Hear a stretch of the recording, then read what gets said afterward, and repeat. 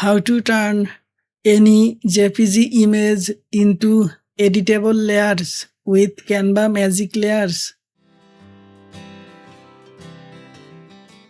Here is our JPG image.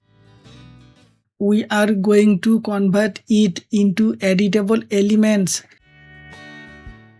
Go to canva.com. On the home page, click Magic Layers.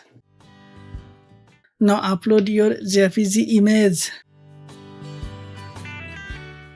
Once it upload, click the image to start the conversion. Wait a moment while Canva processes your design. And that's it. Your JPG has been transformed into editable layers. Each element is separated, so you can edit the text, change colors, move object, or customize the design however you like. When you are finished, click Share. Then download.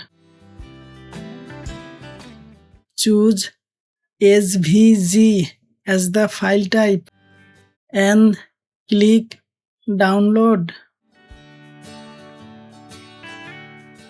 Finally, open the SVG file to view your fully editable design.